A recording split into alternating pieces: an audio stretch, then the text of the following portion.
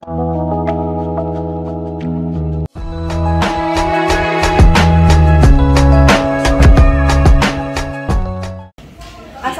warahmatullahi wabarakatuh. Hai Sobat Media, apa kabar? Semoga kalian tetap baik-baik saja dimanapun kalian berada. Oke, di kesempatan kali ini kita bakal mewawancarai salah satu siswi yang paling populer dan berprestasi di MTSN 2 Kota Bengkulu. Tapi sebelum lebih lanjut, kita perkenalan dulu nggak sih? Oke, kenalkan saya Yasna Farnisa Akita. Saya merupakan salah satu tim media dan salah satu siswi juga di MTSN 2 Kota Bengkulu. Di depan saya udah ada Kak Raisa. Kepada Kak Raisa, disilakan. Halo teman-teman, perkenalkan nama saya Raisa Zaratusita. Saya juga merupakan salah satu dari tim media digital dan salah satu siswi 9C dari MTSN 2 Kota Bengkulu. Nah, Raisa ini merupakan siswi yang populer dan berprestasi banget nih di MTSN 2 Kota Bengkulu. Nah, dia ini mahir dalam berbahasa Inggris, bahasa Indonesia, bahasa Arab, dan juga mahir dalam berpidato. Udah pasti dong, kalau misalnya kita mahir dalam berpidato, pasti juga public speakingnya bagus. Tipsnya Kak Raisa buat bisa berpublic speaking dengan bagus di depan publik tuh gimana sih? Oh, ada nih. Yang paling pertama, teman-teman harus pede, harus percaya sama diri sendiri. Karena teman-teman memang berat banget kalau misalnya kita mau ngomong di depan orang ramai. Tapi teman-teman harus tetap pede sama diri sendiri. Supaya apa yang kita latih, apa yang kita pelajari di rumah itu ya nggak hilang. Karena memang banyak ya Mbak orang yang malunya itu sampai gemeteran. Teman-teman jangan lupa untuk terus berlatih. Ya, berlatih yang paling efektif itu apa? Berlatih yang paling efektif? Iya, berlatih di depan cermin. Atau bisa juga sama keluarga deh, latihan depan keluarga kan. Terus ya minta penilaian, mengevaluasi diri sendiri. Tuh. Kak Raisa ini berlatihnya itu otodidak atau ada les kursus atau gimana ya? Kalau Raisa sendiri Mbak, Raisa sendiri ya berlatih sendiri. Ya kayak tadi sih, kadang Raisa lihat kaca, kadang Raisa minta evaluasi sama bunda. Itu Mbak, nggak ada sih bunda yang ikut-ikut. Ada nggak sih public figure atau yang lain lah ya yang jadi inspirasinya Raisa, terus juga yang jadi panutannya Raisa nih buat bisa ngomong di depan kamera, di depan orang banyak? Ada sih Mbak. Siapa tuh kalau boleh tahu ya? Maudy Ayunda. Pasti teman-teman udah nggak asing lagi sama nama itu kan? Ya sih, siapa sih yang nggak kagum sama Maudy Ayunda? Seorang perempuan cerdas yang bisa yang bisa kuliah di luar negeri. Pasti itu benar-benar mengharumkan nama Indonesia. Ya, itu benar-benar menginspirasi Raisa. Nah, bener sih, Maudy Ayunda tuh memang kayak bener-bener keren sih, dia tuh keren banget. Oke, lanjut ya. Nih, pasti kan Kak Raisa ini kan populer dan oh ya teman-teman tahu nggak sih di MTS ini Raisa tuh dikasih julukan The Queen of Literasi. Serius Mbak? Kenapa? Karena di setiap literasi pasti ada Raisa dan di setiap ada Raisa pasti literasi. Pasti banyak banget sih orang yang suka dan pasti juga di setiap ada orang yang suka dan ada juga orang yang tidak suka kan. Gimana sih cara Raisa buat ngadepin orang-orang yang nggak suka sama Raisa dan sering-sering ngomongin tentang hal-hal yang nggak baik buat Raisa? Bagaimana cara Raisa menghadapinya? Cara Raisa menghadapinya adalah kalau memang omongan orang itu bisa membuat kita menjadi versi terbaik kita, bisa memperbaiki diri kita lebih baik lagi, ya kita dengarin. Kecuali kalau omongan orang itu kayak apa sih cowok itu garing banget tuh. Ya pokoknya omongan ujaran kebencian yang cuman menjelek-jelekan diri kita. Ya kita nggak bisa kan memperbaiki diri dari kata-kata mereka, dan kita juga nggak bisa mengontrol emosi orang lain. Ya kita itu punya dua, Emosi yang bisa kita kontrol diri kita sendiri, sama emosi yang nggak bisa kita kontrol orang lain.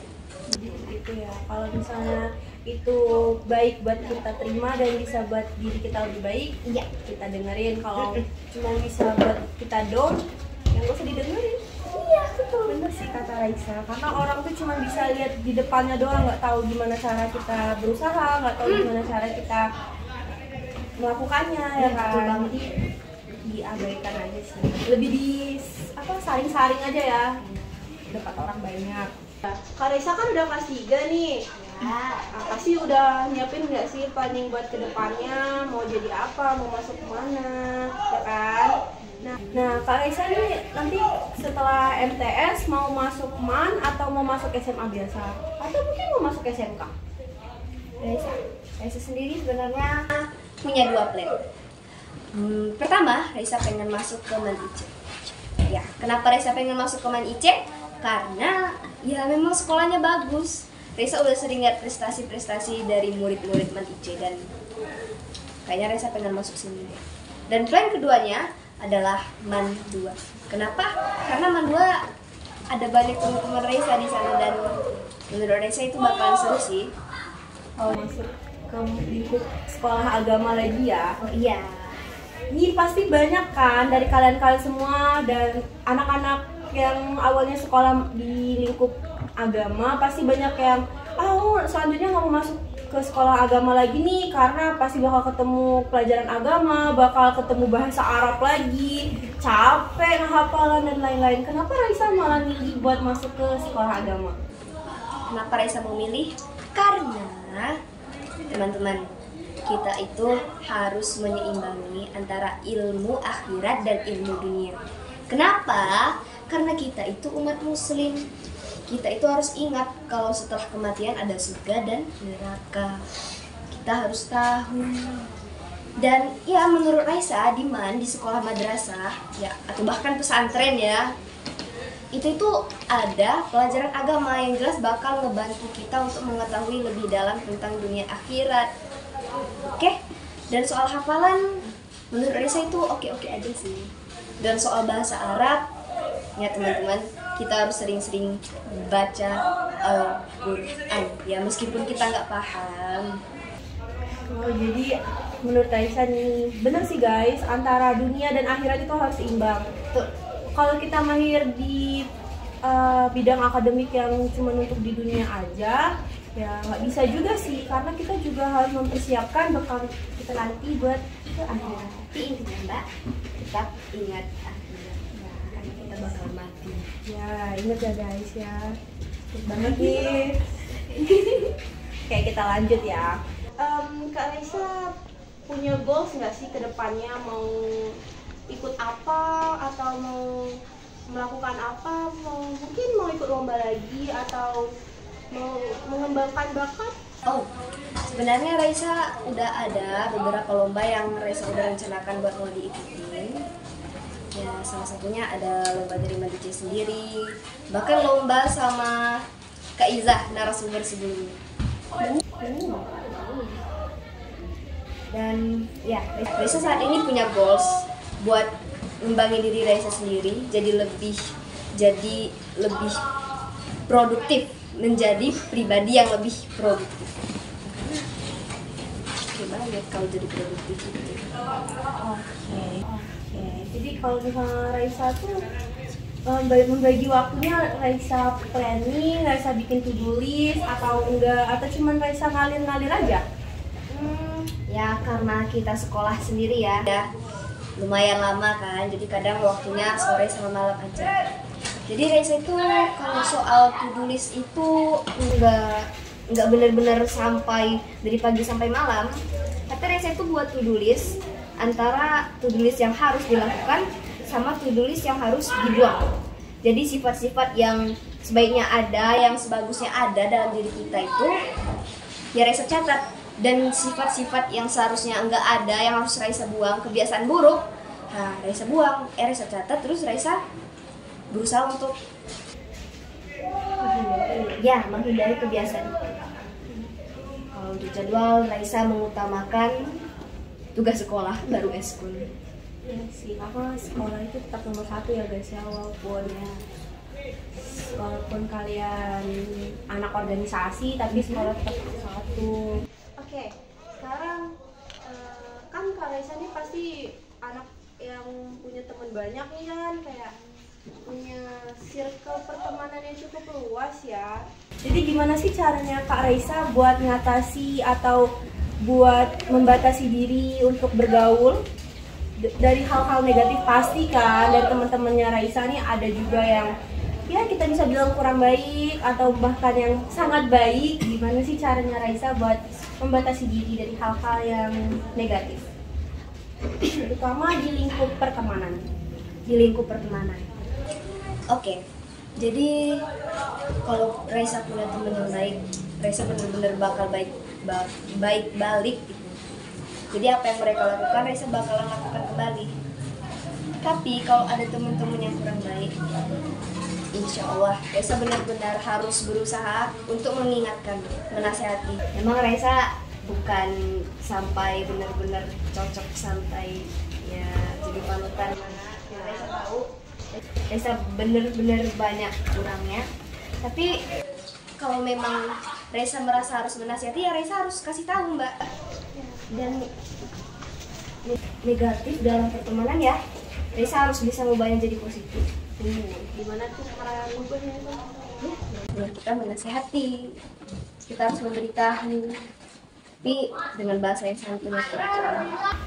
Jadi walaupun kita punya teman yang banyak, tapi tetap harus milih-milih ya. Jadi kita juga harus tetap membatasi diri.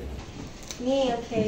Mungkin segini dulu nih wawancara kita hari ini. Tapi sebelum kita tutup wawancaranya, aku mau tanya dulu nih sama Kak Raisa. Kak Raisa punya nggak sih kayak moto hidup gitu buat diri Kak Raisa sendiri? Oh, Raisa punya moto hidup. Raisa punya moto hidup ya, itu manjadda wajadda. Siapa yang berusaha pasti dia akan mendapatkan. Ingat teman-teman, usaha itu tidak akan mengkhianati hasil. Tidak akan pernah mengkhianati hasil. Terus teman-teman, Raisa mau ngasih satu tips lagi. Teman-teman, kalau misalnya teman-teman itu merasa stres sama keadaan, merasa kalau masalah itu banyak banget akan bertubi-tubi, teman-teman bisa ambil napas sedikit, istirahat. Entah mau itu jalan-jalan kemana, intinya istirahat aja gitu. Terus teman-teman nggak perlu terlalu mikirin masalah, karena kadang ya masalah itu cuma ada di pemikiran kita loh. Kadang yang perlu kita pikirkan itu hanya solusi. Jadi ingat, jangan tenggelam dalam masalah yang hanya ada di pikiran kalian. Bener sih, kalau kita tetap terus berlarut-larut, kita bakal nge-stuck. Kita nggak bakal bisa move untuk selanjutnya. Ya. Terima kasih buat Kak Raisa udah mau dan udah bersedia diwawancarai untuk kali ini. Semoga nih Kak Raisa bisa jadi inspirasi buat kalian semua, dan juga semoga kita bisa lebih baik ke depannya. Kalau ada salah-salah kata, mohon dimaafin ya guys ya. Oke, buat Kak Raisa terima kasih banyak. Nah, segitu dulu acara kita hari ini. Saya ucapkan terima kasih. Wassalamualaikum warahmatullahi wabarakatuh.